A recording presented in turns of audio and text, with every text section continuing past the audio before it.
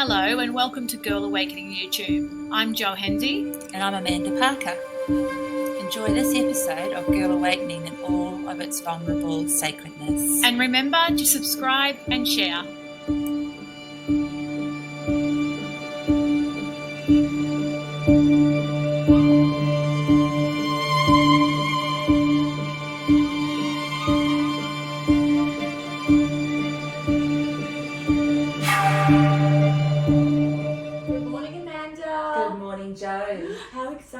Yeah, happy solstice yesterday and today. Yeah, wow. That was huge. I forgot about that in the midst of all the other exciting things going on.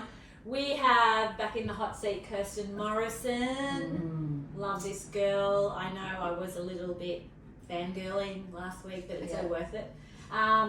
We got Kirsten back in because we got a lot of feedback. Hey, Amanda. We did. Yeah. From people wanting to know more about human design. Yeah, and because Kirsten had such a clear and powerful way of diving straight in. Tapping in, yeah, absolutely. It connected with a lot of people. Yeah.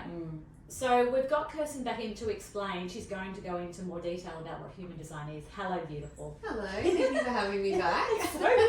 I think the intention was to touch on human design last time. We just got so immersed in our conversation that 2 hours later we were like, okay, we're going to have to come back for part two. No, absolutely. And I know that Amanda and I left and we both just said to each other, that's the space that you created was so beautiful. We just wanted to sit in it. Yeah, absolutely. Yeah, we felt quite liberated and nurtured, for quite a while afterwards. And today we've pulled the card, listen. The message from Dash. Yes, and we have a special guest because it is Bring Your Dog to Work week. We're going to call it weekday. And Kirsten's brought in her beautiful baby Dash. She's going to supervise us today and make sure we stay in a good Zen space and listen to what's going to come through around human design for you all. So Amanda and I both have our charts, which we've got off Kirsten's website, which we are going to put on the end of this podcast that everybody can see. And she's going to go over it. So this might be one of those podcasts you're going to go back over and back over and back over just to have a better understanding of what human design is. But I'm going to hand it over to you, beautiful. Yeah, so I think it's best to start with what human design actually is for anyone who doesn't know. So human design is a combination of the Kabbalah, the I Ching, the Chakra system, and quantum physics and astrology. So it's basically this absolute so it's basically this absolute mashup of all of these beautiful ancient practices, but also some modern science as well. Yeah. So I think that's why it's quite resonant for people, because what it actually does is it combines the things that we love about astrology in terms of that personality and that soul path aspect. Yeah. But it also brings in more understanding of our physical 3D human body. Yes. And so how we metabolize stress, how we process our emotions, how our mind works. Wow. What we have a relationship with willpower and our worth and all of these different layers, our digestion, the best environments that support us to thrive. Like there's so many layers to human design. Wow. But I think the way that it supports the body and the spirit is actually really powerful. And I think that's why most people are like, get that real resonant energy with it. Because there's that aspect where, yes, we want to know about our soul path and our purpose and what we're here for, but we also need to know how to live our day-to-day lives as well. Look, and that's literally what's been coming up so much, isn't it? Oh my God, I was just about to say, this is so interesting because when we have women come in to tell their journey, to share their 90% of the time they'll say, my body broke down. Yeah. Or I had this come up in my body, like to the point of cancer or, major things happen where they've got to a crisis point. Yeah. They get taken out. They get taken out physically, and then they have an awakening. Yes. So that could, human design, is that part of that as well? So I think that, there's definitely, I think, a lot of people that find a lot of resonance in human design to support the body to heal or to optimize that human body aspect, because I think once we know how we actually work best and how we can support ourselves with that, we sort of begin to actually honour what's correct for our bodies, but we can also start to map out some of those things of why those problems might have come in the first place. Like I know a lot of generators and mani-gens who have ended up in burnout because they've been, not honouring the sacral yes and running on fumes in the sacral node, in that frustration for such a long time that it's had such a wear and tear on the body that they've ended up in like fatigue or adrenal distress and different things like that.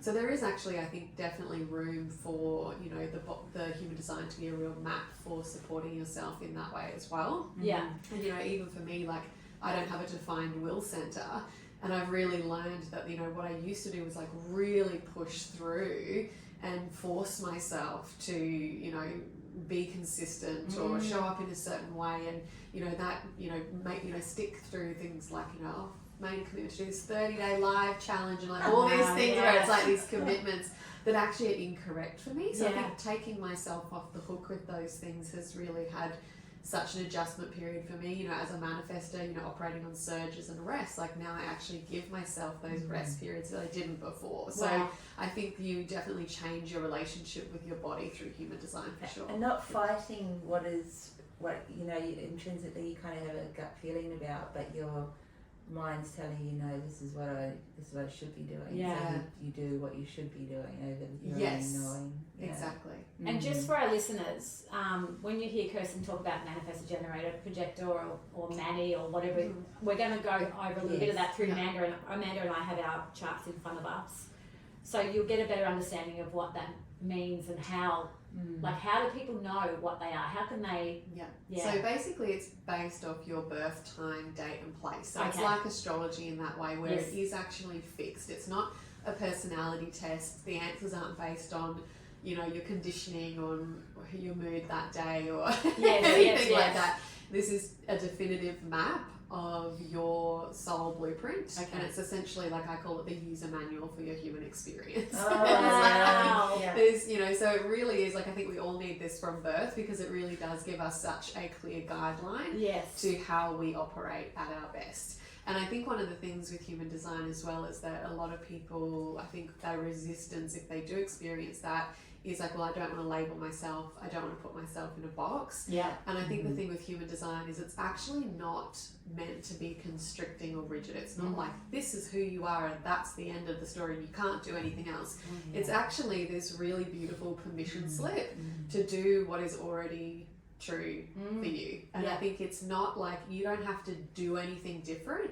It actually gives you permission to do what already felt natural that you've actually been ignoring or denying. So it really just gives you this kind of like feeling of like, oh my God, I can just do that thing that I really want to do. Or oh my God, that's why I do that. I can actually honor that. So it's not actually like, well, now you have to completely change yourself and fit into this box.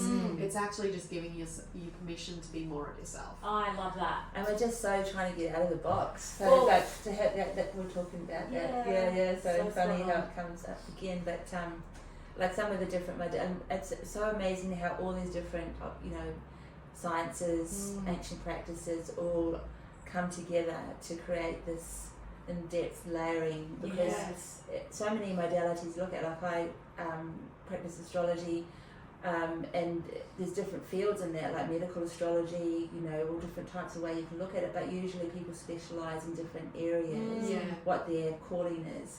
So you're not usually getting kind of a broad overview. Or bushflower essences, for example, the Australian bushflower essences, their whole premises is alignment of the physical, mental, emotional, spiritual bodies to be in resonance, and you know, and so as a vibrational medicine, so you really get the powerful tool that this is, to have that permission slip, as you're saying, just that permission slip. That word just feels those two words, relieving. We were talking about this because anyone that's really listening, I mean, most people that are listening to this podcast are on the journey. You know, they're wanting something more. And I think part of this journey that we've all been going through is that relief in knowing that we don't have to be that person that we thought we were, or dropping our identity, you know, or letting ourselves off the hook, or, you know, stop self-sabotaging, or all these areas that we've been thinking that we're locked into, and it's like a feeling, it's like, you know, that we're all getting of relief. And I think the beautiful part about, you know, human design as well, when we are doing the inner work and we are on that journey, is I think it actually changes the relationship to the work, because we have an overall what's called not self and signature theme in our design. So all of what's known as the energy types, that's the first layer that we break down to when we look at our human design. It's the first part that we branch off into what's known as differentiation. So the human design is known as the science of differentiation. So it like speaks into like actually how we are individual and unique. Wow. So the energy type is the first layer to that, and we split off into 5 categories of 5 energy types. And so if I was looking at my chart now. Yeah, energy type is what you're looking for. Manifesting generator for you. Oh, okay. Yeah. Okay. Energy type. Yeah. Staring me in the face, but I can't see it. So that's our first layer, but Right. there is what's known as a not self and a signature attached to that, which is telling us whether we are in or out of alignment. Mine's using frustration. That. Yeah. And so yours And is mine's is bitterness. bitterness. But when you were talking, when I was listening to your video on your website, it also said you might feel this as resentment, and I really resonated with that, because when I'm in a box, I get resentful. I get frustrated. And so I'm a manifestor. Mine is anger. Wow. And so then the other energy type is the reflector, and theirs is disappointment. Okay. So we've got anger, frustration, bitterness, and disappointment. Oh, because there's only those 4. Well, because generators and manifesting generators have the same strategy, not self and signature. So we'll talk about that a little bit in a second. Yeah. But basically, this not self and this signature is how we know whether we're honouring our design or not. So it's like these 2 emotional signposts to know essentially whether we're in or out of alignment. So would this be, Eckhart Tolle talks about the pain body. So would this be like the pain body, and then like in our true essence, like kind of thing? Basically, Or like energy field, and then in our true self kind of thing. Yeah. It's like the soul giving our body a little tap on the shoulder, saying like, "Hey, you're not You're off yourself. track. You're off track. Yeah, you're not doing what's right for you." Okay. And then we have a signature. So then that's satisfaction, peace, success, and surprise. Okay. So there's these really beautiful signature states that we are here to live in when we honour our design. Wow. And so that's really the first little layer. But in the chart as well, when you look at all those little energy centres in your body graph, each of them have a not self and a signature. As well. So there is a not self, and there's like a higher vibrational, reach with that as well. So basically with those, we can have a look at the not self, and we can know when we're operating from our conditioning and when our mind has taken the steering wheel. And so the reason that I say that it changes the relationship with the work is because now, sometimes when I will catch myself in like a not self emotion or a not self, aspect of those energy centers, I can really, what I call is the catch and release program, where I have this moment where I catch myself in the not self, the specific not self, and then I'm like, oh, okay, interesting. What's happening here that's causing the not self? Is there anything that I need to adjust? And what do I need to give myself in this moment so that I can either move back into my signature or come back into the high vibrational or the highest aspects of those energy centers? That's powerful. That's that's true.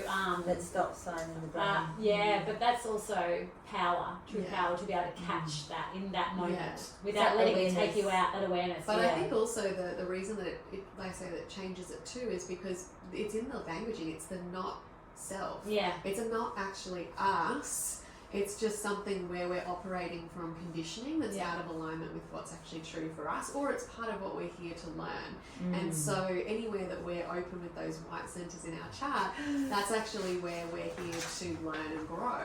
So, this is where, we can have compassion for ourselves and be like, okay, this is my course flow. This is what I'm here to learn. So what am I learning here? And it's like, it takes away some of that self-judgment and just allows such a softer approach to the journey of that self-evolution that we all go on. But it just changes that dynamic for ourselves, because I think we can be a little bit more easy on ourselves and a little bit more kinder to that, and recognize that it's not something bad, it's not something we need to fix, it's not broken, it's just part of what we're here to learn, and it's part of what we have in terms of our conditioning, and we have a choice to choose to step back into those higher vibrational aspects of our design again. So it's literally just one catch and choice away. One catch and choice. And I love how you say conditioning, because I'm just listening to you thinking, wow, I teach something similar in my work with young girls, and it's called the mean girl and goddess. And the mean girl is the part of us that we need to start to observe and not believe that it's us. And just when you say not self, it's like, oh my God, that's the mean girl. And usually the mean girl is all the parts that have come from outside of us. So when parents who so lovingly try their best but can say things like, you're too slow, or blah blah blah blah, we start to make decisions. Little hurts get transformed. Totally. So the conditioning for as an adult looking at our design is like all the parts of us that we've taken on from the outside. Totally. And it's like, potentially not in alignment with who we came here to be. So a lot of with, human design, it's like actually just giving ourselves permission to know what's true for us, so that we can let go of all the parts that aren't. Look, I'm loving this. And I was reading something this week, I think I shared it with you, Jo, Elizabeth Peru.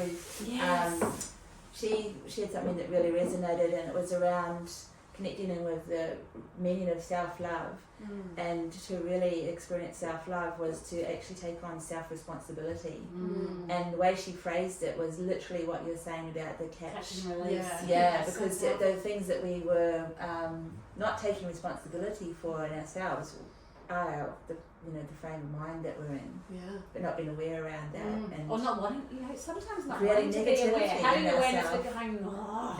of going, Exactly. I just want to be bitchy today. I just want to be grumpy today. I just want to... There's no time for that now. in the times we're living in now, if we don't take that self-responsibility in that moment, it's going to come back and whack us in the ass, more than ever before. So much quicker. So much quicker. Wow, this is so interesting. So probably the best thing to, I guess, explain first is the energy types. Like I said, that's our first little branch up into that differentiation. So this is the manifestor, generator, projector. So we've got the manifestor, the generator, the manifesting generator, the projector, and the reflector.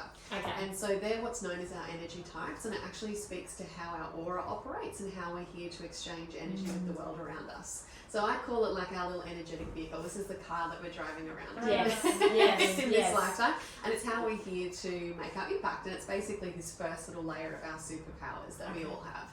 And so, normally when I do my readings, this part's about half an hour in the videos that you guys get. So I'm going to condense it down. I'm still getting better at not being like, okay, we've got an hour, let's explain this.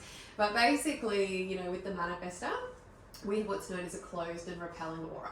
And so manifestors are here to be, I know it sounds really bad, but it does. It has a purpose. It has a purpose.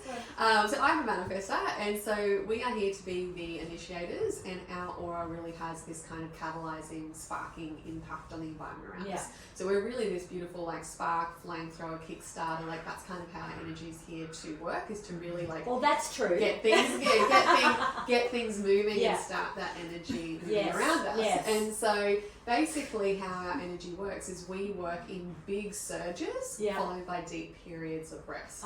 And so in the surges, that's where our energy, it's basically we've decided I want to do this, I want to create this.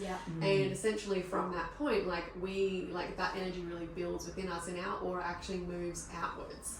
And so our energy type as a manifestor, we're the only type where our energy moves outwards like that. And so the reason it does that is because it's here to move any resistance out of our path, so we can get to A to B of what we want to create. Or actually touch other people's energy. So, if I, initiate something, say for example, I launch a program, basically my energy is going to go like a little asteroid, catalyze outwards.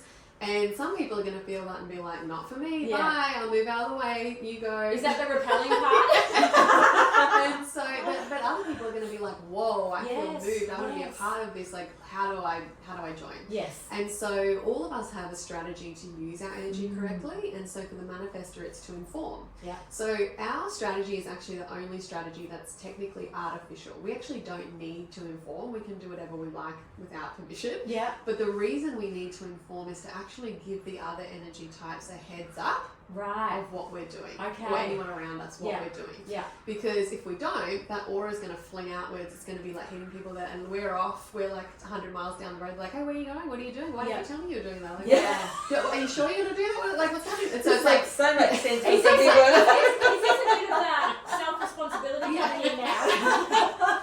So basically, as a manifestor, we just need to give people a heads up of what we're doing, what our energy's doing, you know, whatever we're creating, we're just giving people a heads up. Yeah. And so this is the biggest shift for the manifestor at the start, is because, you know, a lot of the times our conditioning is that we were actually told no, or met with a lot of resistance growing up. So we stopped informing, and we started asking. So we were asking for permission. Do you think this is a good idea? What should I do about this? Is this something you guys would like if I did it? And like, so I actually noticed the biggest shift in my business and the success of my business when I stopped asking and started informing. Because you're giving your power away so by asking. But also our energy is here to inform and initiate. So when we're asking, and you know, just like as an example, like what I used to do, it's like I would say like, hey guys, like, you know, I'm thinking of creating this program.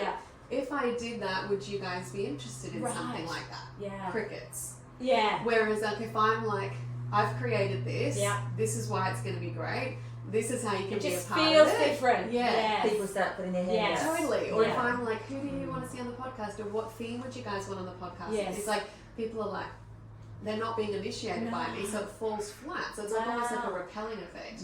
So my whole business was set up on permission energy. I was doing market research. What do you guys want? Asking my clients, what would you like me to create? Would you like it 6 weeks? Would you like 8 weeks? Like, what do you want? And so I was actually almost like putting myself in a position to respond, which is perfect for some other energy types to get that feedback to create from.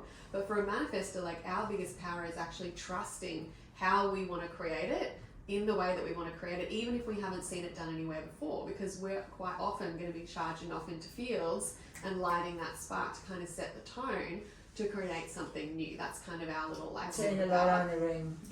So all you manifestors out there, stop asking. So we're really just giving, so we're really just giving people a heads up, and that also came into a huge shift for me in my, you know, relationships as well, because I had really taught people that I needed high level support and feedback. And so when I didn't want that anymore, that was a really big adjustment for the people in my life, when I'm like, no, I'm not asking for your input, I'm just telling you this is what I'm doing now. How powerful. There must be so many manifestors out there. Seriously, because there's majority of people... 9%, so we're actually like one of the smaller. Like, really? Yeah, we're the second rarest type. Wow. But probably because there is that outgoing energy, it feels like there's more. Is that why? Possibly, perhaps? yeah. I mean, there's so many. This is why I've kind of stopped guessing people's energy types now too, because there's so many other aspects when we go into the intricacies of the chart that can mirror different energies, like I'm describing. So some people, if they're listening to this today and they haven't got their chart and they don't know, they're probably like, I resonate to that. And I resonate to that. So there's always going to be like human parts that I think we resonate to, but it's like not necessarily your strategy or like how you're here to execute your energy. Yes. There might be something else in your chart that's speaking to that. Yeah. So because I even think culturally too, you know, because like I think of like American people are so like I used to think, and it was only my thoughts were only because of what I've heard other people say. Oh, they're so arrogant, blah blah blah blah. And now I go, no, they're not. They just know what they want, and they back each other. And they're all rah rah, but they're backing their mates and their. I mean, I spent 3 months in LA alone.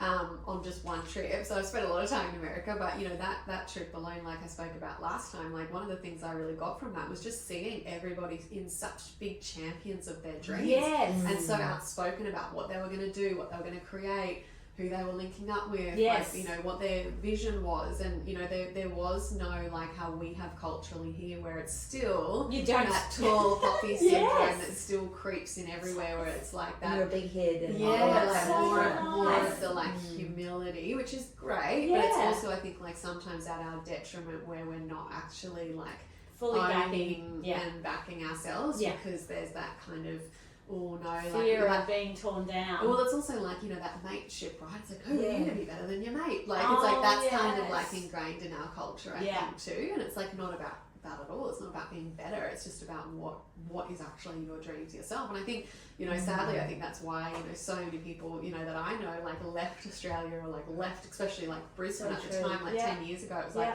if you wanted a successful career, you got to leave. Yeah. Like, so I'm glad that at least that has changed. And we've, like, you know, really, I think, like, come a long way. Absolutely. In a short time, but we've still got some ways to go. Yeah.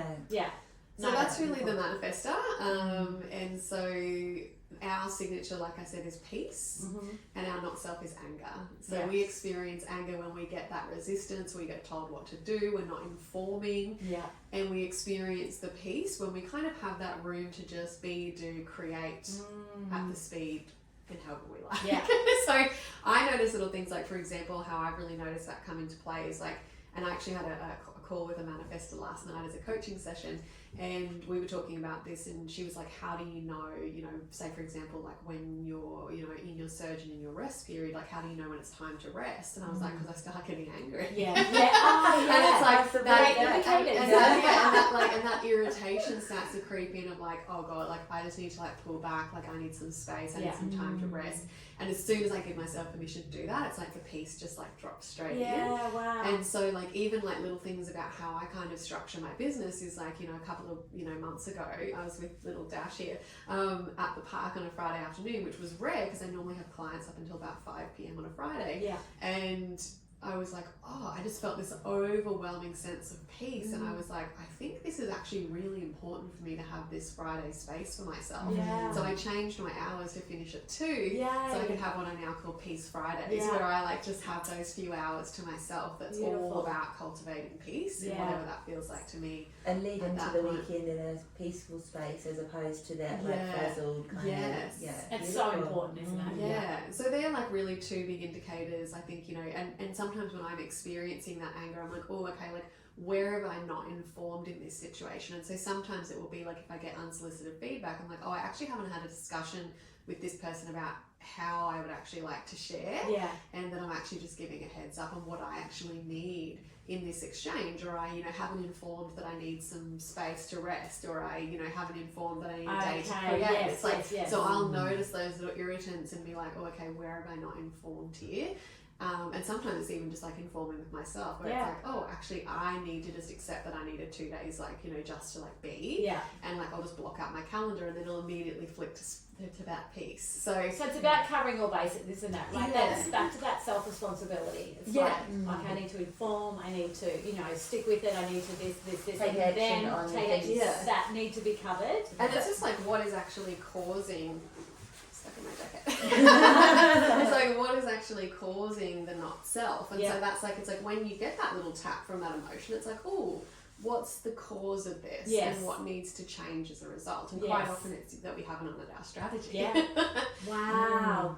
Okay, so maybe we need to go into that. So manifesting generators and generators actually have the same strategy, not self, and signature. Basically you have the same auric structure, which is open and enveloping. And what sets you guys apart from the rest of the energy types is that little defined sacral in the middle of the belly. This on your chart there, just one below. So that's the sacral center.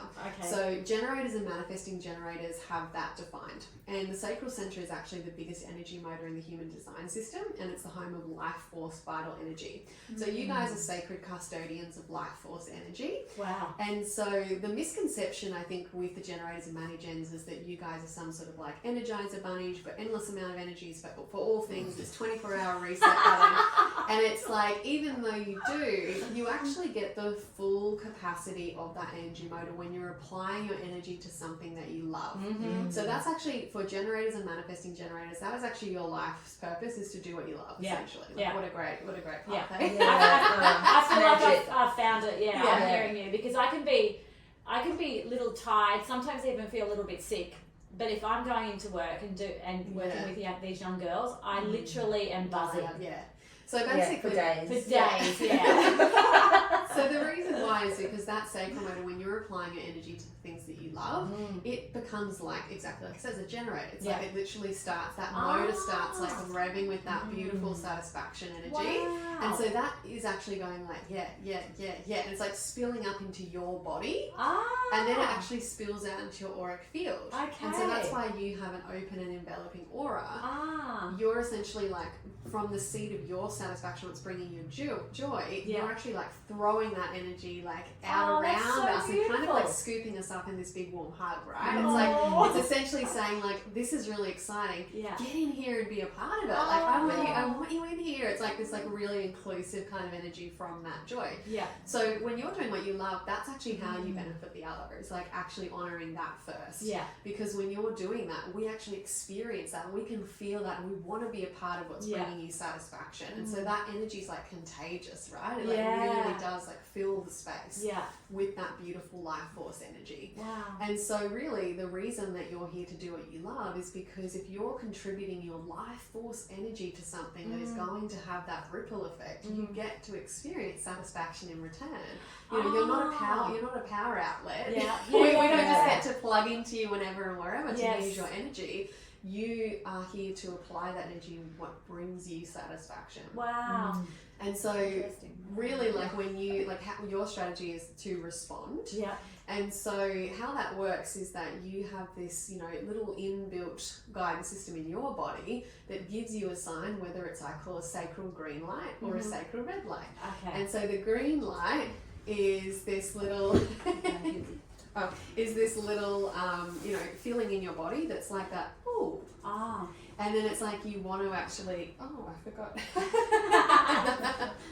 It's like you want to actually like, you have that like, oh, that's exciting. Like that's, you know, I want to lean into that. And so that's the sacral giving you a green light saying, we want to contribute our energy here. And that's what's going to lead to satisfaction. When you get that body response that's like the, okay, if I have to, I don't really want to. It's like that kind of sinking, contracting feeling. That's the sacral giving you a red light saying, we don't have energy for this. We don't want to apply our life force energy here. And so if you do go, well, I feel obligated, I'm just going to do it anyway. Which is me most of the time. I'm just going to do it anyway. That's going to lead to frustration because your sacral has already said we don't have energy for this. And so the difference in your body then is like how you're talking about you're lit up for days from applying your energy to the thing that was, I want to do this. And so that actually has like a regenerative effect on your body. It's like having a full tank of fuel, right?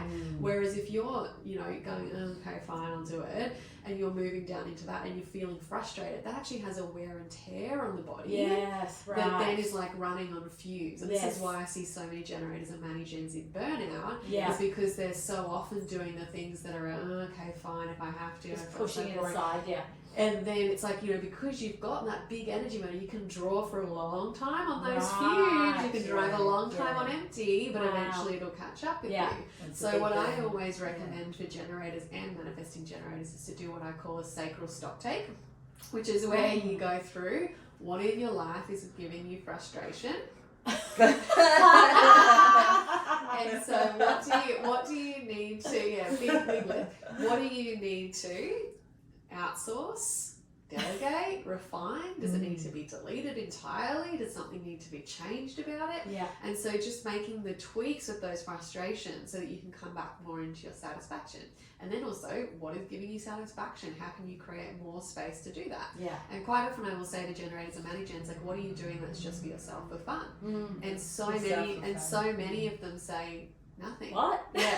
And so, like, you know, that's something that I also encourage, is because the more that you spend time in your satisfaction, the more that sacral energy is, you know, really magnetizing and actually drawing life to you, opportunities, clients, people, you know, learnings, teachings, whatever that might be. You're pulling life towards you and giving yourself more things to respond to.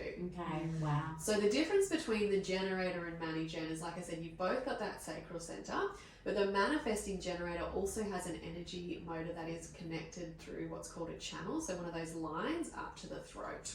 So there's So basically that gives you yes, that ability to respond, and you've got that sacral juice driving you as well. But then once you have that response, because you've got an energy motor that connects to the throat, you can then basically put the foot on the gas and bring things to life really quickly, because you've got that direct energy to creation manifestation point. Wow, vocalization. Yeah. So I've got nothing going on up in my head. That's it. Yeah. we'll get to that after.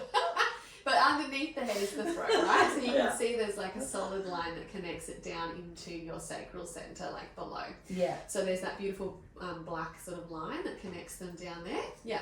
Oh, I'm looking down here. So around there. Yeah. Okay. Yes. So we've got a little. Yeah. So there's a little energy motor that connects to the throat. Yeah. So basically the difference in the energy, typically, and again we're kind of generalizing with the types, there's lots that goes on in the chart that can speak to different things. Yeah. But in this kind of general sense, the generator, because they've got that sustained, sacral motor, a lot of the times they have more of a marathon runner energy, where it's like they kind of find this thing that brings them satisfaction, and quite often they develop mastery over time because of that kind of marathon runner energy. So they've got that sustained focus. Yes. So I always say they have like their biggest gift is mastery, like share their mastery with enthusiasm. Okay. Whereas for the Mani-Gens, because you've got that kind of push-pull like dynamic where you've got to be the marathon runner, but you've also got the sprinter. Once you get that response, you're off. And then all of a sudden it's like the speed changes, because you're a hybrid of the manifesting generator. And so I call you guys the cosmic hummingbirds. Because you essentially have this essence of the hummingbird, where it's like you actually are a little bit more multi-passionate, multi-interested. You'll dabble in a little bit of this, dabble in a little bit of that, dabble in a little bit of this.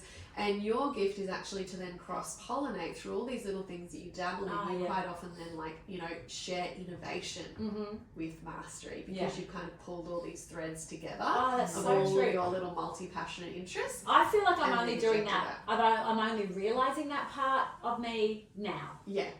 Like I haven't realised that all my And life. I think, there's a lot of, again, the conditioning, right, is like, and, a lot of generators I speak to is like the conditioning is like, well, I've been taught that you just have to work hard and you can't actually be paid How often for do you what say you that? love. And then also with the manifesting generators, it's like we're told we have to see something all the way through and stick with one thing. Oh, wow. And so then you deny that multi-passionate, multi-interested kind of self. So, I think that that's sort of like how those two, work a little bit differently. And, the generator is a little bit more like the woodpecker, and the manifesting generator is the hummingbird. Wow. And so there's kind of that just slight difference in the energy that is that frequency, but both of you are really here to bring that beautiful joy in what you do. And we all experience the benefit of that too. And so your little signature to know whether you're in and out of alignment is that frustration for both of you. So anytime you're feeling frustrated, quite often it's probably come from a mental should rather than a body response.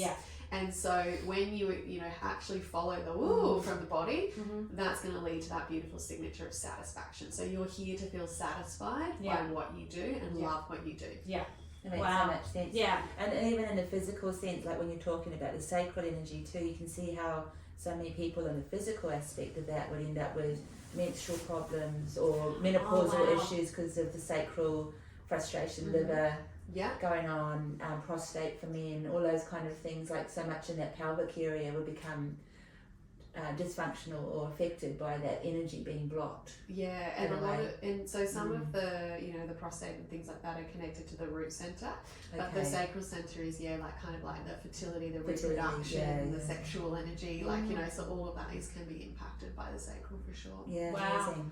So Amanda's a projector. Well, do you want to do that next? Or do you want to do okay? No, we're going to do another energy for me. She has bitterness. I fucking do not. I've never seen it, but let's talk about it.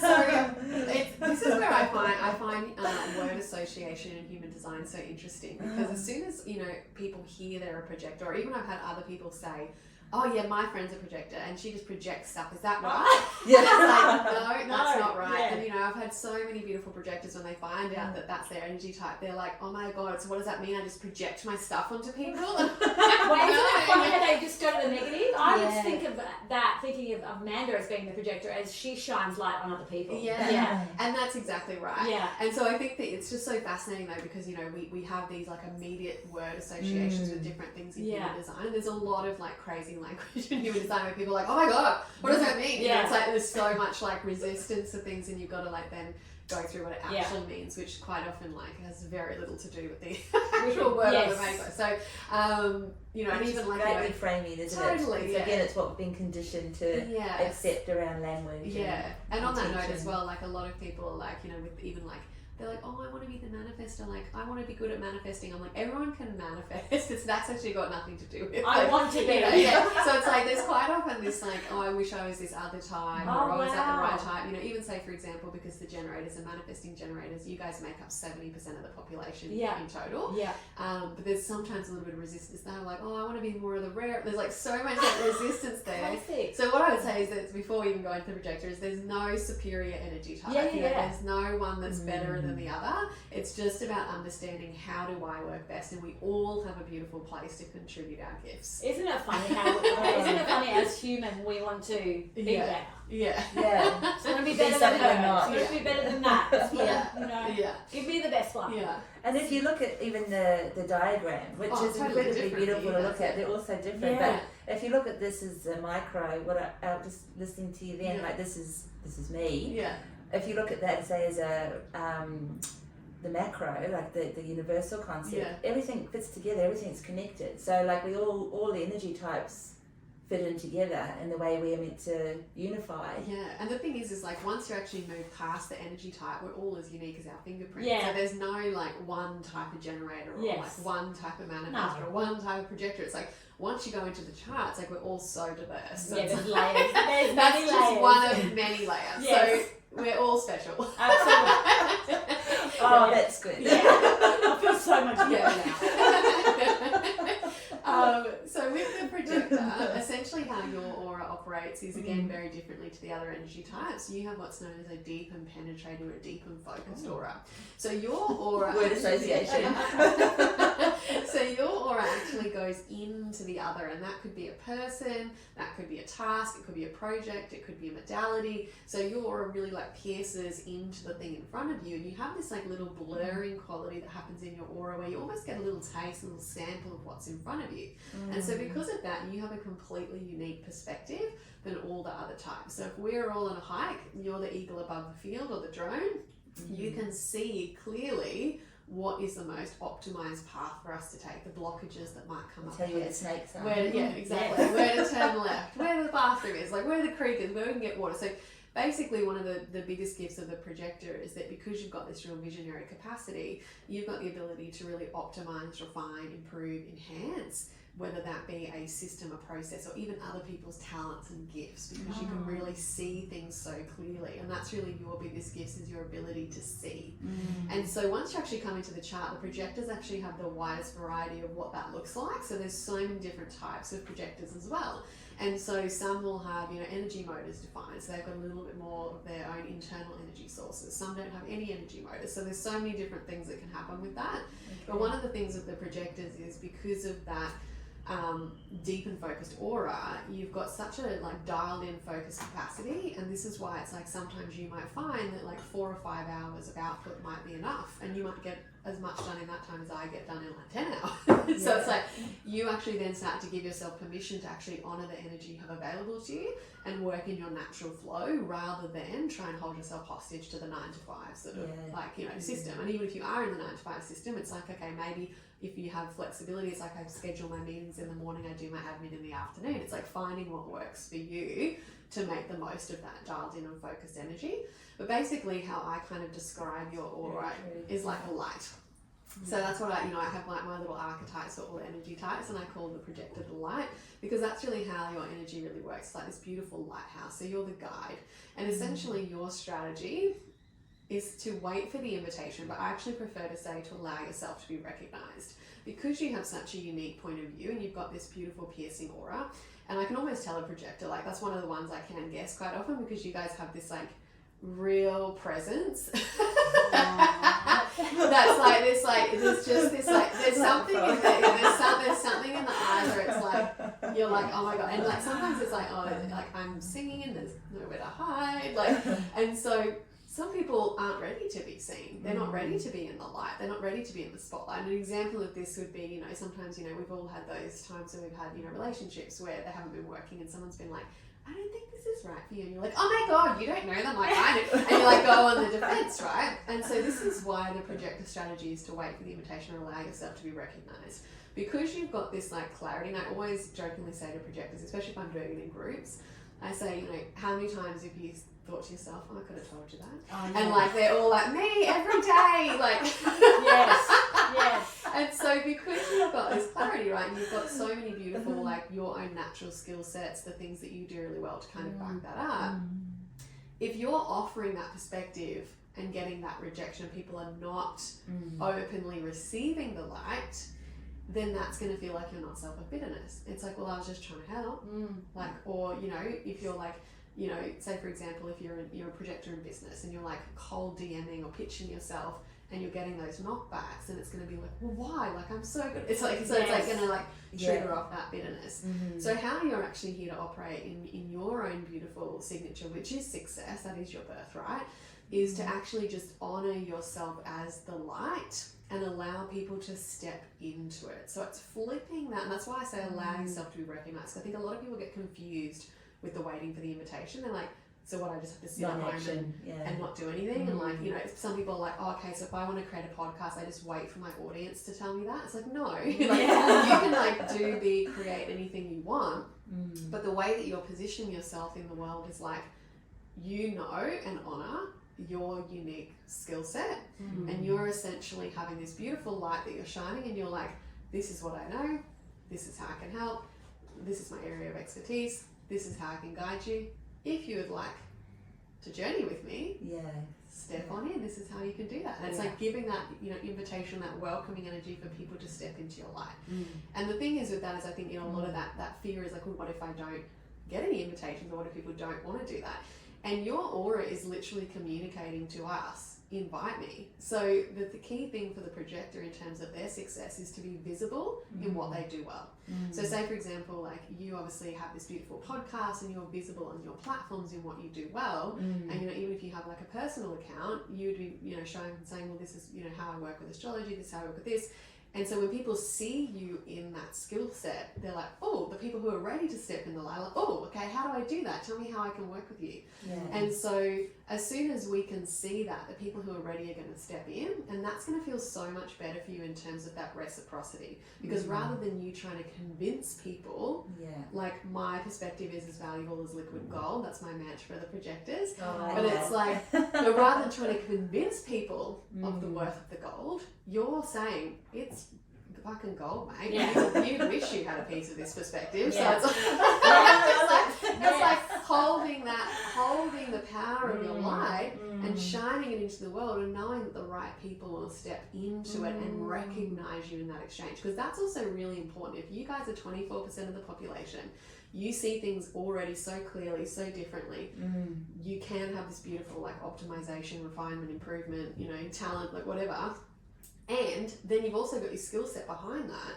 It's like, we actually need to recognize you and say, hey, I would love to have a bit of this magic that you've got going on. How can I exchange with you? And so the thing for the projectors is getting clear on the type of invitations they want to attract, but also getting clear on how they want to be invited into them. Because say, for example, if I just turned around and said, hey, I have a podcast, I'm going to do an episode, I need a projector, can you just come on next week? You'd be like, okay, like, cool, like, is that the only, like, just a projector, like, I'm a bit more than a projector. And so it's like, if I was like, oh my God, like, I love the way that you know, you do your work, I think it'd be so valuable. And I was like, really, like, actually honoring you and the work that you did, and you and the human, you would be like, yeah, I'd love to come and share my unique perspective. And so there has to be that pure line of fuel. And this is also where bitterness can creep in for the projectors, is where that line goes a bit sour. So you might be in a contract or a job or an agreement where you were feeling really recognized and valued at the start for that, and then suddenly you're like, actually, I don't feel like this is honoring me anymore. And so that's where a conversation needs to take place, because that's going to pull you back into that beautiful space of success or contentment or fulfillment, rather than that bitterness. But the other thing is like really that self-acknowledgement in the process of getting those invitations or that recognition as well is really, really, really important to stay in that beautiful signature of success. And you can really feel how things like self-worth and value flow into that space as well, isn't it? Like around the bitterness or resentment, if that not self, how those unkind relationships to self can also undermine that flow, that liquid gold. Yeah. Create quite a struggle or self-sabotage. So interesting. It's wild. And it's so wild. And I just listening to you, I just feel like I'm downloading so much. But when I realised I was a projector, two things, like the projector, like again hearing you talk around the misconception around words, instead of projector as in projecting blame or on stuff onto other people, the projector of like a video projector onto a wall, like a video screen, you know, that the vision that you're sharing that way, like that just came to mind. And for anyone who's old enough to remember this, yes, I remember if you remember at school, I think some of the old school projectors, how you'd slide that piece of laminate over the top, right? And so this is also how I think of the projector. It's like you are the light in there, but your beautiful skill set that you have, your natural genius, is that little piece of laminates, right? And so you're shining your beautiful skill set out with that light as well, and allowing people to benefit from that. Yeah, it's beautiful. So beautiful. And and just it's kind of like feels like I was explaining also to Kirsten that my father's grandfather was born in a lighthouse, and it's always kind of been something in our family that has had a little bit of a resonancy, and that's kind of again that concept of shining your light out for others to see. Totally. I just think that's such a beautiful story. So is there another? Yes. Okay. So the last one is the reflector, and they are only 1%. I was going to say, I didn't even know that. I was trying to work it out. I'm like, I know there's another one. But... Yeah. So they are the cosmic unicorns. They're the rare ones. Right. Cosmic unicorns. And in my whole time doing readings, I've actually had a reading for 3. Wow. And I've met now 6. Wow. And are they different? Do you know? What do they look like? No, do they look like unicorns? Is it what's so? Yeah, I mean it's so interesting because I was actually at my friend's hen's party last weekend, and my friend Christy is a reflector. Yeah. And so we were telling this other beautiful woman, Kat, at the party about, human design, and, I was like, oh, Christy's, the unicorn, like crazy to even like find her.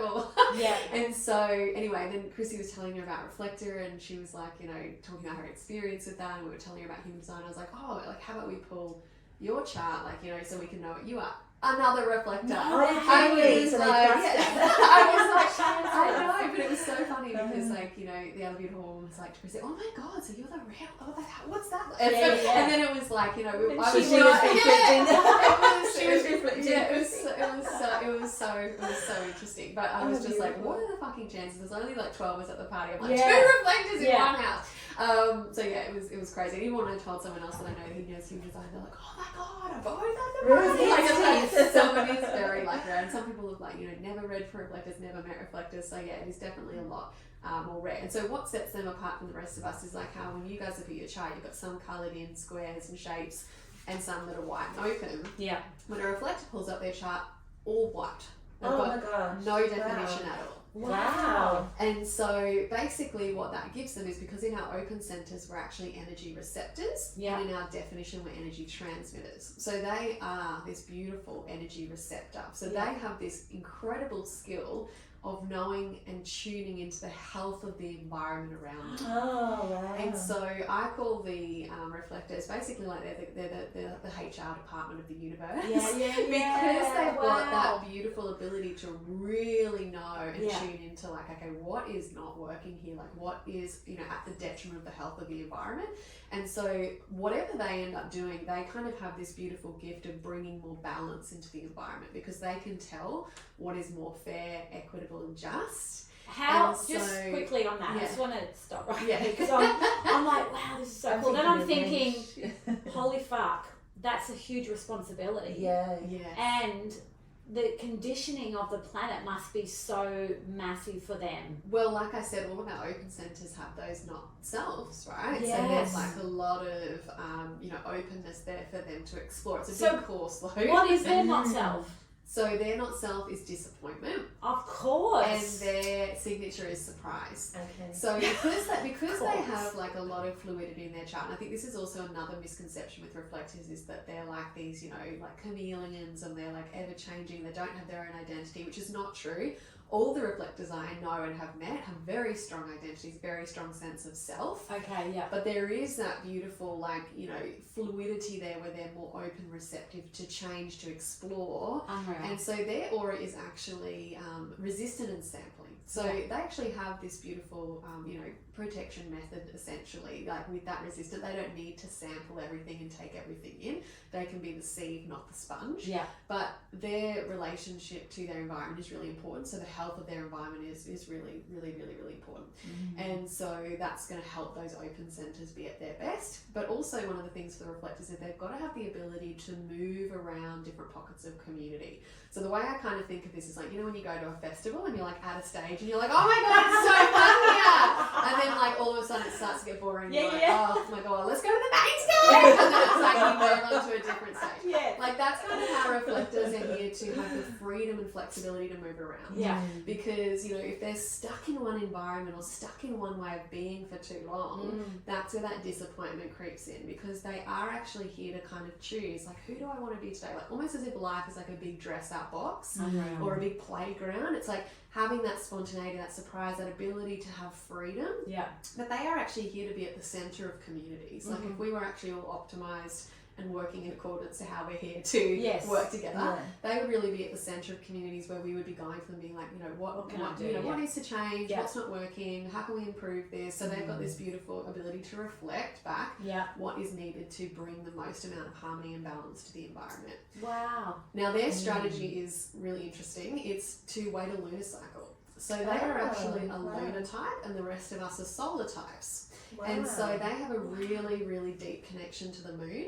And so in order for them to gain clarity, waiting a lunar cycle or giving themselves spaciousness is actually how they get their clarity on things. So say, for example, my friend, like if she gets an idea, we develop this system for her where she puts it on the whiteboard. And so she actually then gives herself that month, because what happens is we actually have 64 different gates, and we kind of, the moon moves through them in that lunar cycle. So they get almost like this little, like imagine, if we've got these rocks on the table, if we move all the way around the table, we'll be able to see all angles. Yes. And so that's what they need to be able to do, is like let that filter come through and gain clarity as it moves around, because they get a new perspective and a new perspective and a new perspective.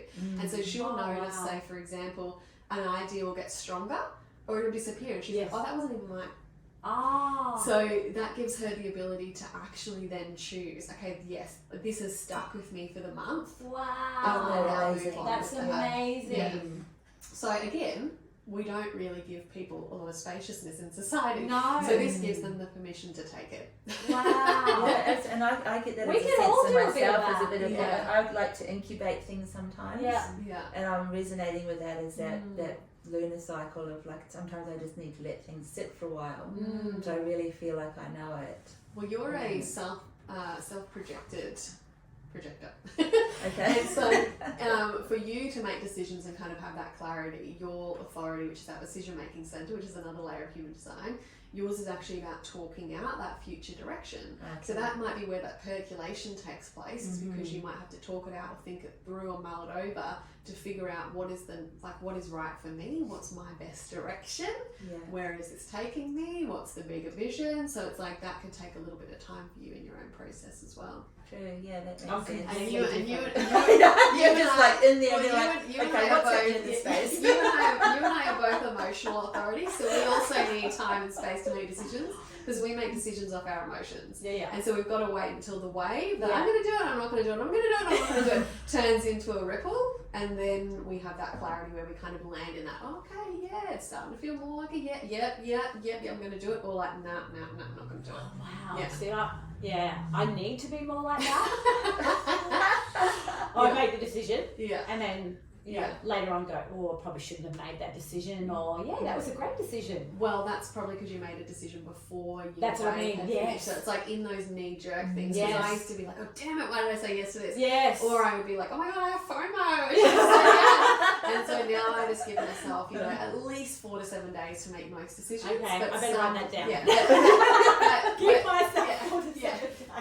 But sometimes, like other bigger decisions, sometimes it's months. Yeah. And it's just like like say for example, like I think I said last time, my lease was coming up, and so I gave myself like 3 months in the lead up to that piece of paper landing in my inbox, because I knew that was a big decision. I didn't want to get to that point where I'd be like, you've got a week to sign this, and I'd be like, like I knew I wouldn't be able to make the decision in that time. So I've been literally riding my wave pretty much all year, being like, what am I going to do? I'm going to do it. I'm going to live here. I don't want to live here. I'm going to live here. Like this like big process. But prior to that, I thought I was indecisive. And I used to ask everyone, what do I do? What do I do? Like build this like panic up in me, because I'd be getting more pressure and like trying to make the decision fast. Whereas now it's just knowing that I need that space and time has just given me so much more permission to just be like, I'll figure it out. Like it's like I don't even worry about so it beautiful. anymore. So it's almost a little bit of everything. I'm just thinking about me. I'm a Libran, which bringing that astrology, which is the procrastinator. But I've been told, Well, you can see both sides. So it's which side is absolutely. So there's the procrastination. There's the waiting. There's the trust. There's the what was the other word I was thinking of just then too? Confidence. Yeah, all of those things, bringing all those things in. But waiting is probably the biggest one. Yeah, so that's basically, we just need to give ourselves a little bit of time until we notice that real like up and down has turned into settled. More of a ripple rather than the chaotic waves. And doesn't that feel good actually? Yeah, it does. Yeah. It gives a lot of peace, Especially now, like with phones, like message, text, answer straight away, or this kind of thing. We've kind of been conditioned to have immediacy around so many things. Yeah. So to give yourself the lunar cycle or a bit riding that wave, and to let things kind of filter through and explore. Like let the dust settle. And there are actually also authorities in human design, which is our decision making process, that are actually have immediacy. There's the sacral. If you're a sacral authority, it's a gut yes, gut no. Okay. And so their mantra is there is clarity in the now. And the splenic authority is that intuitive hit of what you just know.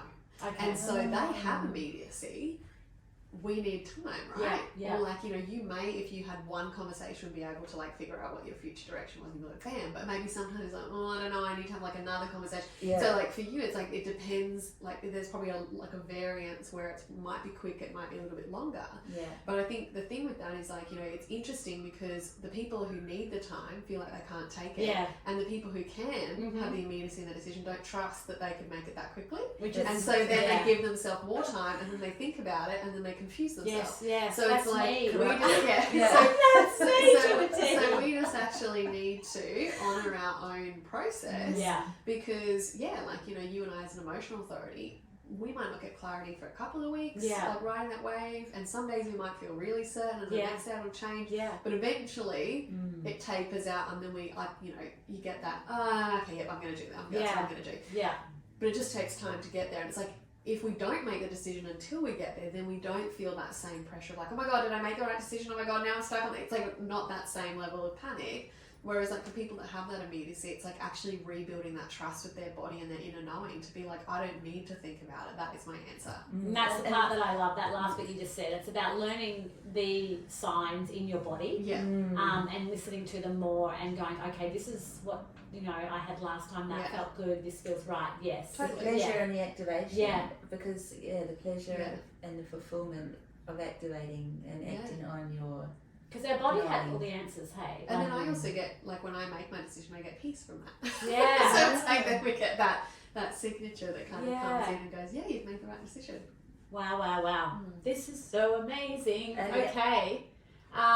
It's very cool the way you talk about like the splenic body and the sacral body and things like that, how those organs and chakra, I guess. Yeah, as well. so that's where the chakra system comes into play, is those energy centers in the design, and so all of them have different properties, different strengths, different aspects that we can either draw from or we're here to learn in. So the coloured in areas in those aspects, in those the shapes in the middle of that chart, they're your definition. So they're the areas where we're fixed, we're consistent, we've got a reliable source of energy and a reliable access to the properties within those. Yeah. And then the white open centers are essentially like our course load for this lifetime. It's where we're not fixed, we're receptive, we're fluid, we're taking energy in, we're having an experience of it, we're growing, we're learning, we're evolving. Yeah. And so it's interesting to have a context of those two, because then we can start to see what do we have reliable access to, and quite often those are things we don't even think about. Like when I think about my definition, they're just things that kind of happen, but it's like the openness and the impact on the openness is like where I always like catch myself. I'm like, oh, okay, that's interesting, and that part, there we are in the not self again. Yeah. Or, Wow. that's but both of them, I think a lot of people, especially if, let's say for example, if they got a lot of openness, they like pull their child, like, oh my god, is that bad? It's like all of that, like is something wrong with me? Is there something bad? And there's no good or bad about having openness. Our reflectors, even if they're completely open, there's no good or bad about having definitional openness. Some people are fully defined but no openness. Yeah. So there's like a wide spectrum of what happens when we open up our chart. But again, it's just how can we support ourselves in both. So as an emotional authority or a defined emotional center, even though that's something that happens, I've developed healthier emotional release practices and know what I need at various points in my wave. Even though that's something that consistently happens, I've developed better practices to support that. Beautiful. And then I also recognize when that not self is triggered in those open centers, what I need to do to course correct or to remind myself that actually that's where my greatest source of wisdom is. Yeah.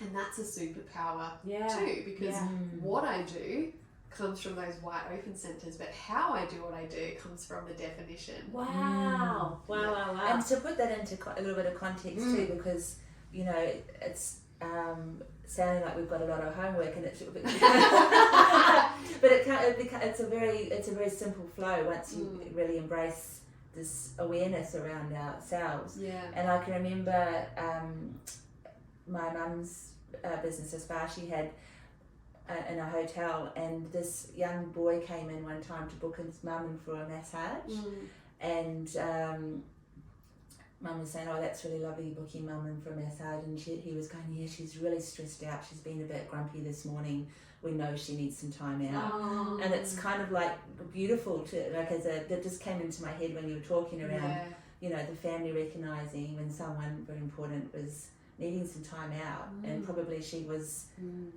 I guess you could say, battling on, he was feeling that. And I think that's also the benefit of then understanding other people's designs as well, because not only then can you start to understand yourself, you can understand the people around you. And so say for example, if like I have, a sacral authority friend and they're trying to make a decision, I'm like, well, what's your gut telling you? Yeah. Like, what's your body telling you? Yeah. Whereas if I had an emotional authority friend, I'd be like, all right, take some time. Yeah. Like, just feel into it. Don't put any pressure on yourself to decide. Like, so it's like I would give different advice for different things for those people. Yeah. Whereas, like, I think when we don't have that context of understanding people, we kind of then impose what's worked for us or what's right for us. And I think we also see that a lot in the personal development industry. Yeah. And this is where I think the personal development industry is shifting rapidly, is because there was so much one size fits all advice and Yes, support and yes. methodologies. We have this conversation a lot. And then people are like, well, that didn't fucking work for me. Yeah. And I paid 10K for Yeah. it. You know? So it's like, It's this like a also, model that seems to one size Yes. fits all, and Yeah. it's just so repetitive. Yeah. And so this kind of then gives us this beautiful insight to, even if we do invest in things, like I still invest in programs and mentors, I'm still like, nah, that's not going to work for me. You know, I had, you know, one mentor say, you know, go and ask, you know, on your audience, but I'm like, nope. Yes. So it's like immediately I'm like, I know that's not going to work for me. Yeah. And it's like, you know, there's other things I resonate with, but I know what to leave. Yeah. That's not right for me. And we are an evolving with that. being too, aren't we? We're shifting, we're changing all the time. We can't. It's a bit like anything, isn't it? We can't keep learning from the same thing over and over and over again. Yeah. You know. We need to move with our own growth. Wasn't that was that Netta Einstein saying? I think you've said that. You can't change a problem on the same level of consciousness that was created. Yeah. It's a powerful saying. Yeah. And you know, I remember, like, you know, a couple of years ago, when I sort of just started to discover human design, I was in the room when one of my friends was watching this masterclass, and the people that were running it said, you know, if you can't make decisive in the moment decisions, you're not going to be successful. And I was like, I was like immediately like manifest anger, because I was like, well, you know, if I had heard that before knowing about my emotional authority, I would have been like, oh my god, well, I'm so indecisive, how am I going to be successful? You know, so it's like, but me knowing that, I'm like, well, that's actually not true, because there's like 9 different fucking authorities, and one of them needs 28 days. So it's like, you know, it's so it's like, it's so true what you're saying. It's so beautiful. You know, we just don't get stuck on anything anymore. And I think that's one of the biggest lessons that we've all been learning over the last few years, is that, hey, the world can change in a heartbeat, and then what are you going to do? You know, it's like, if all you know is this. One way, Well, also an interesting little part about the world changing in context to human design. So the creator of human design, Ra Uru, he basically said that, you know, so basically how we've evolved is, you know, initially we were running off splenic authority. That was kind of our way of relating with the world. So that was very much about instincts and survival. And then we developed the ajna. So after we came from like cavemen into sort of, you know, that more sort of like modern society, we developed our ajna, which is basically how we develop thoughts, concepts, opinions, processes, and then we started to industrialize the world. And then we moved into, we developed a solar plexus, and that's our emotional awareness and our emotional intelligence and our consciousness. And so we have then now moved from needing to survive, and that's basically, we're just, you know, trying not to get eaten. So it was like our primary form of how we relate with the world. Then we've kind of developed a world that we don't actually really need to think too hard about survival anymore, because we've got all these beautiful systems and buildings and structures and all these things around us. And so now we're actually in the final phases. So everyone on the planet right now is a 9-center energy being, but we actually haven't fully come into solar plexus awareness yet. That's supposed to complete the process in 2027. And so we are in these final phases of this, and that's why, you know, we can feel that acceleration of consciousness on the planet, is because we're all moving into actually now having consciousness and emotional relating at the forefront of how we actually connect with the world around us and each other. This is so there's this last little phase, which I feel that, like, oh god, like what's gonna happen in the next couple of years, because I do feel like there has been, I think, such a rapid shift in this, you know, this point towards that 2027 point, but that's when we're all going to, you know, be in that new state of awareness. So basically from 2027 onwards, that's going to be our new point of relating with each other. Can you say that again? It's emotional and consciousness. So that conscious relating, emotional resonance and relating, which is why I keep encouraging people, especially as, you know, AI starts to creep in as well.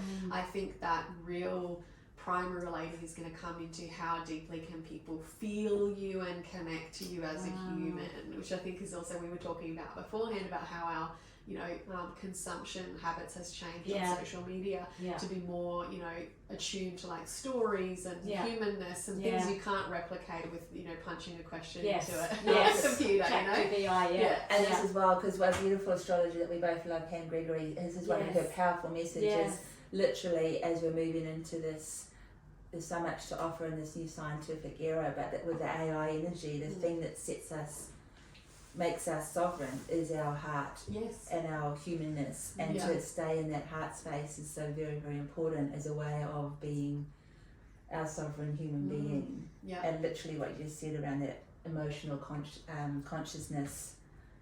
Oh, that feels amazing. Just literally. This is powerful. so bizarre And too. you're a 6-line profile as well, right?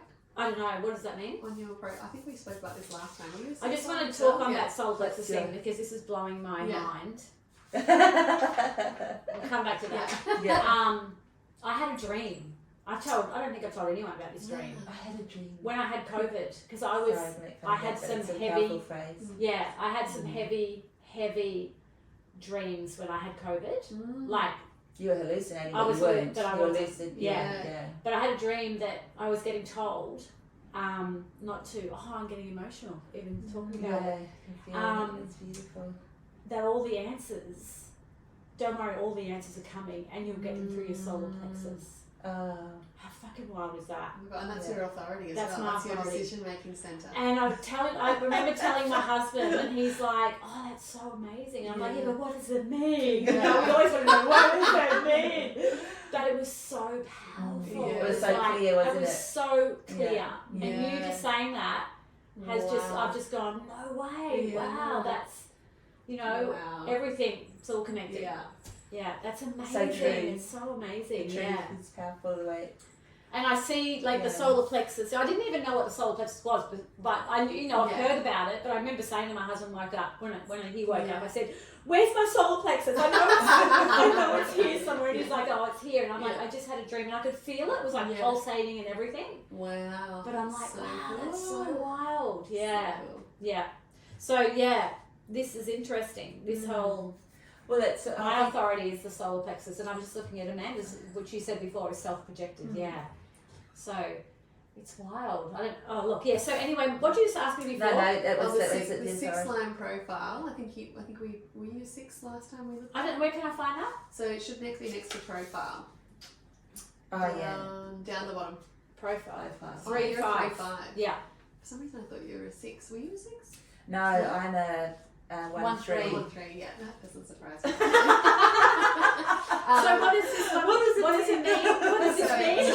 So basically the profile of the 2 archetypes we came here to bring up purpose to life. But I'm a 6-line, and so the reason I was going to bring that up is I thought you were a 6-line as well. But basically, that 6-line is called the role model, and one of our things is we're here to model what it's like to live as the fully integrated 9-center energy being. Yeah. And so and model that for society. So I don't know what that means for us after 2027. Yeah, well, I feel like just right now, that means like it's, both Joe and I find you just an incredibly concise communicator, which sounds, absolutely. Affirming. I get the word affirming. It's like, and I'm not just for us, I believe for many. Yeah. Like, you're a big being. Yes. A very big being. I remember actually when I do my breathwork training, I partnered and buddied with this beautiful woman, Katie, who lives in New Zealand. She's amazing. Empower the Powerful, if you're over there in New Zealand. Go and check her out. But when we did our breathwork training together, she always used to say, every time we sat on the mat together, and I think now I understand obviously my manifest or the close to becoming more. Well, I know why you matched with her, because Empower the Powerful. I mean, literally, she's the opposite of powerful. But she always used to say to me, like, she was like, oh, every time we sit on the mat, she's like, whoa. Yeah. She was like, every time we sit down, it shocks me because she's like, you're so small, but then and then she goes, but your energy is like, whoa. Yes, it's so true. It's so wild. And like there are so many incredible people doing amazing things right now. And I actually read a post the other day which was so beautiful, and it was like, be the woman that will walk into a room full of opportunities and suggest your friends, be that person that wants to empower everyone. Like, I think back to what we talk about at the very beginning, there's not enough people backing each other, and really acknowledging and seeing, I see you, And I think it's, because we have, very much operated from a competition over collaboration based model in society. And, I think unfortunately, I think especially, you know, as things get, you know, in a more of that scarsity frequency, which they have been over the last few years, it's very like that. Absolutely. Like, you know, survival has come to it. So scared of losing, Yeah. scared of losing something, or you know, and it's the complete Everything. opposite. Basically. Yeah. So beautiful. Oh my God. So I can't believe I just looked at the time and it's an hour 17. Yeah. We've got Is there time. anything we haven't covered? So the profile is tell us what the numbers of that and where does that come from? So there's so many Right. things obviously that we could go into. There's like, you know, a million layers of human design. I think the cool thing about human design as well is I think everyone kind of gravitates towards different aspects. Yes. But the main two things to really master when you do start human design experiment is your strategy and authority, because your strategy is the vehicle you're driving around in. Your authority is your GPS.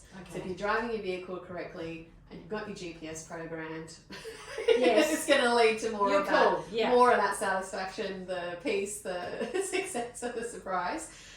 So that's going to keep us on the straight and narrow, and that also just like helps us align to the things that naturally support our design as well. So they're your two starting points.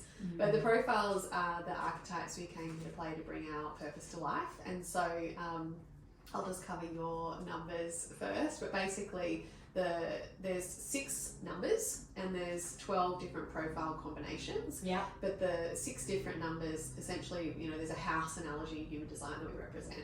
So the first line profile is the foundation of the house, and that's called the investigator. So it's that real beautiful insatiable thirst to understand the foundations of things, how things work, why it works. Like it's that real beautiful depth of knowledge and wisdom and understanding about the thing that you're like, oh yeah, it's like going down the rabbit holes, like finding everything out. Yeah, making me excited.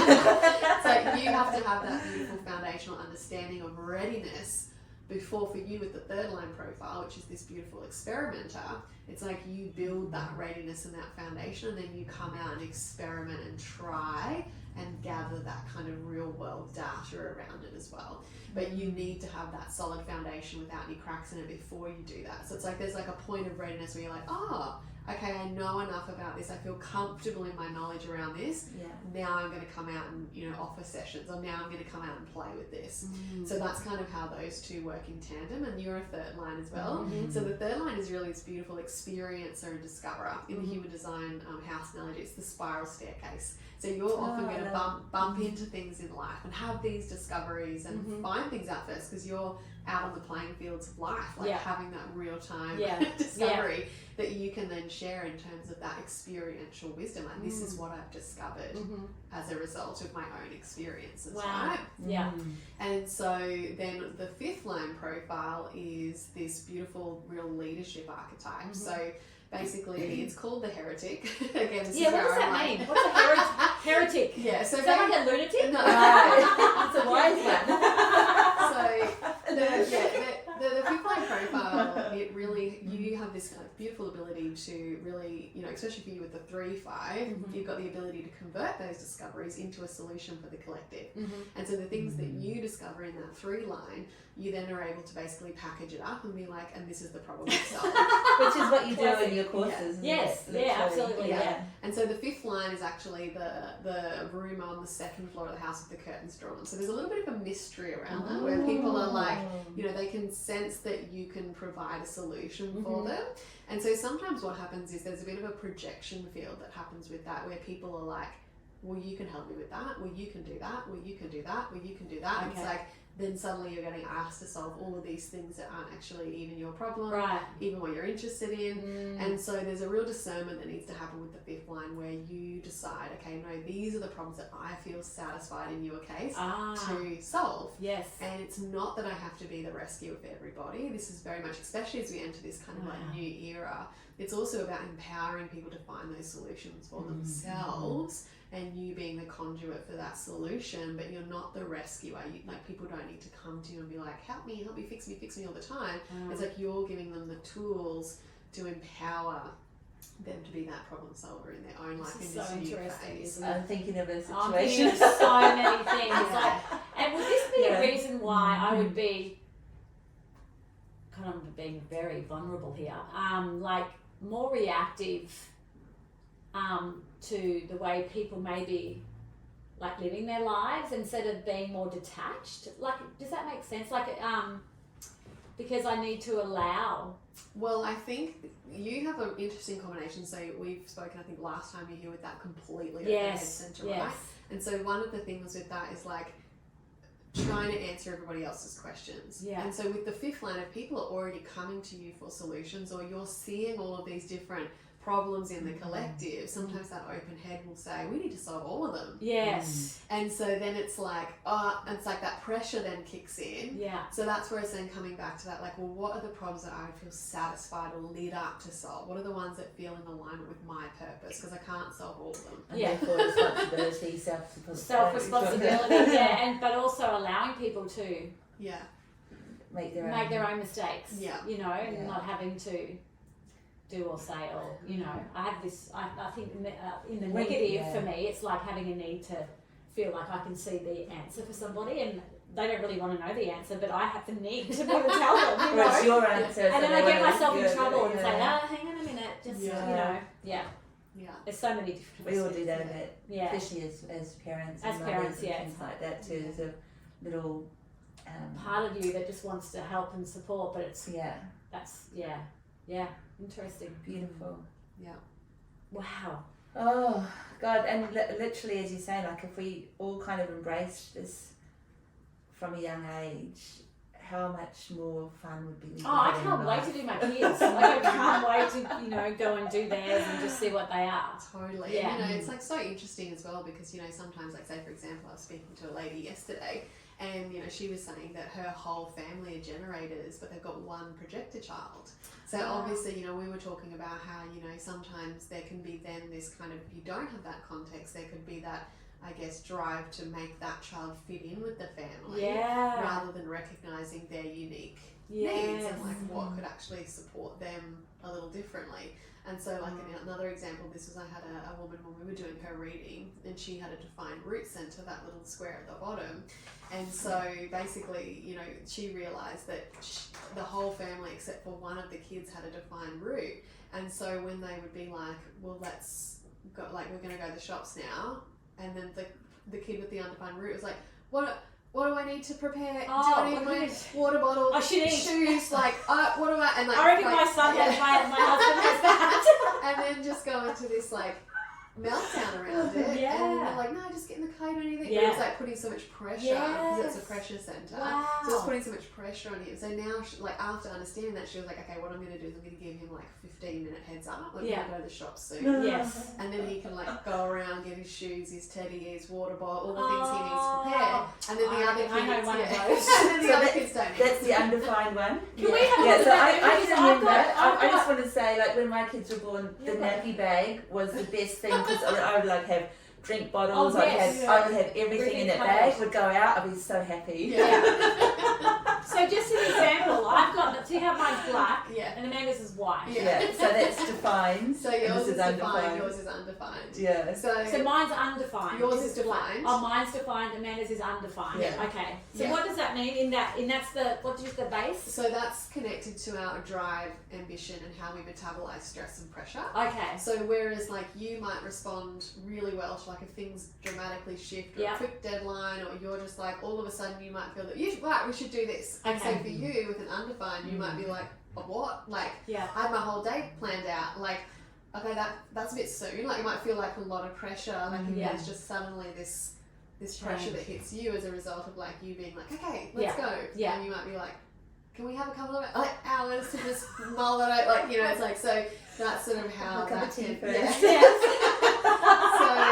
it's like, knowing that we can support each other. It's like, where you actually need healthy pressure to kick in to take action, you actually need spaciousness to take the pressure off. So that's where you can like then meet in the middle and have that compromise. Like, say for example, if you were both doing the launch, you might decide, once you've just both decided, you might be like, right, well, let's go into launch tomorrow. We're ready to go. And you'll be like, oh, I think we need a week to just like map everything out, make sure it's going to go smoothly. So there's like those different needs as a result of that. And we definitely, a beautiful combination because I'm learning so much from Amanda about slowing down. And you activate me, so it's a It's a beautiful that's combo. exactly right. And because you've got the undefined emotional center, you've got the defined emotional center. So you've got the defined circle, you've got the undefined circle, Wow. and then you've got the defined head and ajna, and Yes. you've got the undefined. I was so going to ask you that actually next, make so, up a whole yeah. chart together. Teamwork. So, but that's beautiful because, like you said, you can learn from each other's definition and openness. Yeah. Equally Yeah. the same. Yeah. Yeah. No, that's definitely been happening. That's why it works so beautiful. well. Yeah. And I guess that is a bit of also in that around relationships, around being open to that, isn't it? Like as opposed to what you were saying before about the one child in the family, like forcing people to, or falling into a relationship with someone and trying to make them something they're not. You know, because this is how we do things, or That's really powerful. I was thinking that too because I've got 2 grandsons that are twins, but their timing, like the time of birth, is different. It's like 3 minutes or something. And would that make a massive potentially? Yeah, like, I'm thinking like sometimes it could be like a minute, Yeah. and like the whole chart changes. Yeah. So you could have twins that are completely different designs. They are completely kind of- different. yeah. Completely different. Yeah. It's beautiful. Yeah, or like you could potentially get like the same design in terms of what you see on the paper in front of you, but then when it comes to like, because the environment, how we digest food, that changes quite rapidly.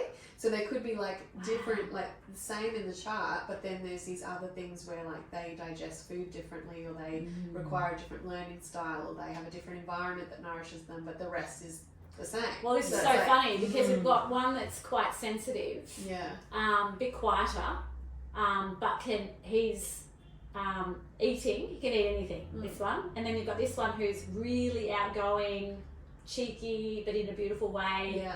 Very sensitive to food. Yeah. It's like reflecting the sensitivity. it's wild, in yeah. different ways.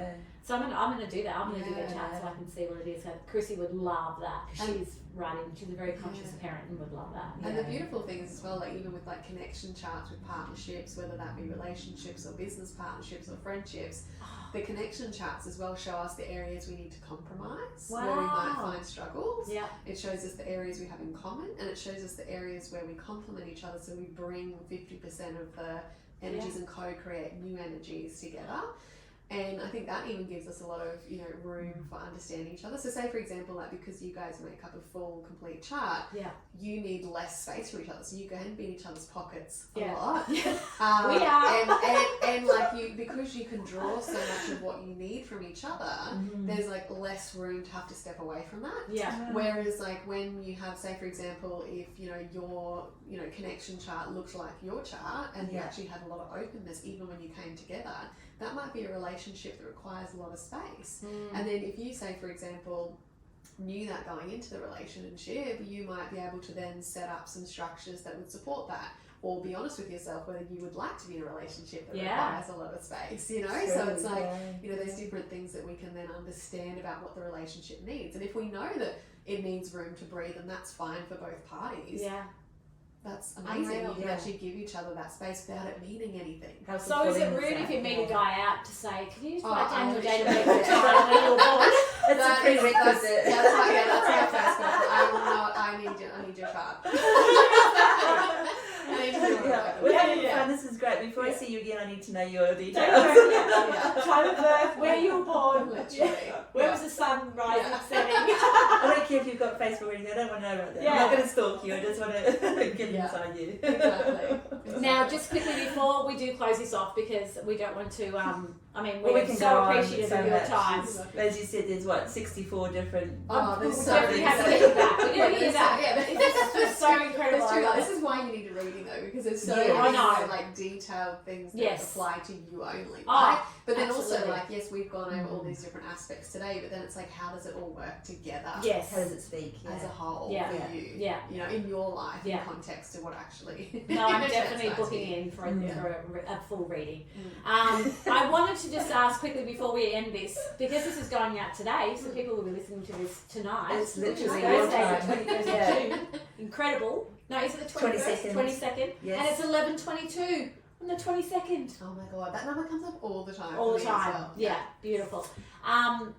do you have anything around the energies at play at the moment? And being solstice, and the reason why I asked is because you did an amazing Insta post around the energies, that were around in June specifically, and I know you broke it down into weeks. Yeah. So if you go on my Instagram at kirstenmorrison.co, it's actually the first pinned post at the moment, so you can swipe through. And so I've been doing these, which I'm actually shocked, guys, and manifest for the consistency. So for 6 months now, we've been doing this.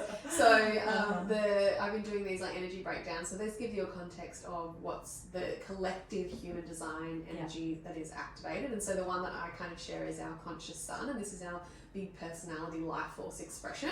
So this is a really big driving dominant energy that's activated collectively human design wise. So it's a little bit differently, I guess, to like how we look at like the planets and the astrology aspects.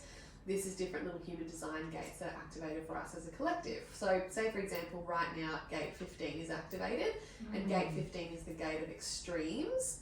And this is an energy that's really like wild, it's radically authentic, it's that more feminine essence, it's very like fluid, it's spontaneous.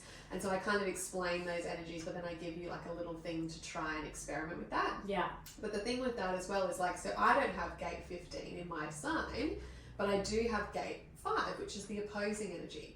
So right now in my own experiment, I actually have temporary access to the channel of rhythm and a defined sacral, because it's actually created that connection point for me in my design. So say for example, if you did have gate 15, how do you know if you have gate 15? Not allowed to know.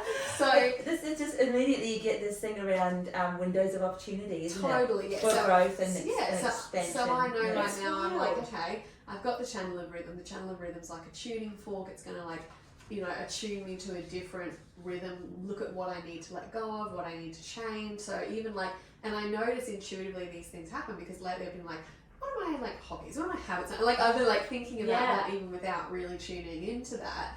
But this gives us a kind of context why. So I'm like, this is a great window for me to refine like things that are working, things that are not working, whether that be habits, rituals, whatever. It's like come into a new rhythm for this new season, especially like perfectly obviously with the solstice as well. But then also knowing I have that defined sacral energy, it's like, okay, well I've got this little boost for a couple of days. And luckily for me it goes the rest of the month. So I'm like, okay, how can I utilize this temporary energy? And it's interesting because earlier in the year I had like 4 days of being like a defined heart, 5 days, and I was like so on fire, I was so committed, I was so driven, I was like, and as soon as it disappeared I was like, fuck, is that what these defined heart I have access to all the time? I'm like, I'm fucking unstoppable with a defined heart. So it's funny when you just said that. I was speaking to a lady who works in the world of plant medicine, and she was saying she tried particular medicine one time, and she's like, oh, now I get why people try this. They want to be like me all the time. Because she's like just so neurodivergent and more of this. And it was literally what you just said then. It was like, sometimes you just think, oh God, this energy is wild. It's like the quantum being part that opens up. There's another part of you that opens up and reaches into something. And just on what you were just sharing too, the first few words that you said there, I was just thinking about the Schumann resonance. I don't know whether you guys have seen it. That pattern was wild. I'm like, we're in a microwave. Like, it was mental. It's mental, and that was an anomaly that's never happened before. And it's like just hearing you. Since 2012, there's been a lot of Schumann resonance things that never have happened before. It's a little bizarre, isn't it? But it's not surprising as well, since it's the heartbeat of the earth. It's like it's doing things as well. Exactly. But I had a little joke actually on my story yesterday. I said maybe the Schumann resonance also was doing the gate of extremes. Because, because like, that is a very, it is that kind of more wild, feminine, raw essence. But it is also about radical authenticity as well. And so people that have gate 15 activated typically are like, they're not people that might have like a fixed, I do yoga every morning at 6 a.m. They might be like, today I want to go for a walk, and today I want to do this, and today I want to do that. So there's like more variety in that kind of like daily routine. There's more of a feminine approach to things. And then to wrap up the month, we also have the gate of stillness from the 26th to the 1st of July. And that's a really beautiful time for quietness and reflection well. So really going and doing like those beautiful like breath work, mindfulness, just having that really beautiful reflection point, which I think is also really beautiful as we tip over into the second half of the year as well. Wow. It's just that point to kind of come in and connect inwards and have a look at the bigger picture before we head into that next 6 months. Some stillness. What we've been talking about at the beginning of the podcast, it's like we've been on a bit of a journey, haven't we? Oh, so much. It almost feels like that. And I think we've got a full moon coming up around that same time, which is the 27th, So it'll be full moon in Cancer, so it'll be like very watery. Home, reflective. be really Nice. nice. So for everybody listening, you are going to want to jump on Kirsten's website, which we will put on the end of this podcast. She is incredible. You can also to download your chart. Free, and then you can pay. It's like $35 or something, and you can. Yeah, so basically the process is like you can go onto my website, you can pull the chart that we've been talking about that you've been holding and looking at already for free. Yes. And so that will give you an oversight of all of the things that you know have in your design. And there's like a little bit of description, like a tiny little bit of description next to each, so you can have a look at those. Just on that too, I'm loving how it's just so easy. It's relatable, you know, and it's like everything you've written, it's like great. And so then if you want to like dip your toe in just a little bit further, and you're just a little bit curious, you want to know more, underneath where you can pull your chart for free, there's like a little $25 offer where you can just jump in and you can watch a video on the energy types, the authority and the profile. So that will give you like a beautiful little like masterclass on all 3 of those. Which I did, and it is like a masterclass. There's a lot of content there, but it's very, the way you've broken it up, it's very easy to absorb and very relatable. It's good. So there's basically like one masterclass on energy chart, and then there's a worksheet so you can reflect on that. And obviously you don't have to watch the whole masterclass, you can just watch the parts that are relevant to you or your family or whatever you want to know. Same with authority and same with profile. So that's kind of that base level covered.